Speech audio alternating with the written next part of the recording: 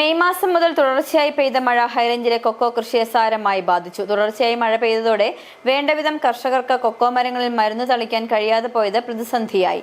മഴയിൽ കായ്കൾ ചീഞ്ഞു നശിച്ചതോടെ വിളവിൽ വലിയ ഇടിവ് സംഭവിച്ചതായി കർഷകർ പറയുന്നു. എല്ലാ വർഷത്തെയും പോലെ ഇത്തവണയും തുടർച്ചയായി പെയ്ത മഴ ഹൈറേഞ്ചിലെ കൊക്കോ കർഷകർക്ക് തിരിച്ചടി സമ്മാനിച്ചിരിക്കുകയാണ്. മെയ് മാസം മുതൽ പെയ്ത മഴ കാരണം വലിയ തോതിൽ കായകൾ നശിച്ചു. ഇതോടെ ജൂൺ ജൂലൈ മാസങ്ങളിൽ ലഭിക്കേണ്ട വിളവ് ഇടിഞ്ഞു. പല തോട്ടങ്ങളിലും കൊക്കോ കായ്കൾ ചീഞ്ഞുണങ്ങിയ നിലയിലാണ്. അടയ്ക്ക കൃഷിക്ക് തളിക്കുന്ന ബോഡോ മിശ്രിതം തളിച്ചാൽ കൊക്കോ കൃഷിക്ക് ബാധിക്കുന്ന രോഗം തടയാനാകും. എന്നാൽ ഇത്തവണ തുടർച്ചയായി പെയ്ത മഴ കാരണം പല കർഷകർക്കും മരുന്ന് തളിക്കുവാൻ സാധിച്ചിട്ടില്ല. മഴയുടെ തീവ്രത കാരണം പുതുതായി പൂവ് വിരിയുന്നുമില്ല. ഇത് വരും മാസങ്ങളിൽ ലഭിക്കേണ്ട വിളവിനെ ബാധിക്കുമോ എന്ന ആശങ്കയിലാണ് കർഷകർ. പോയ വർഷങ്ങളിൽ കുതിച്ചു കയറിയ കൊക്കോ വില പിന്നീട് കൂപ്പുകുത്തിയിരുന്നു.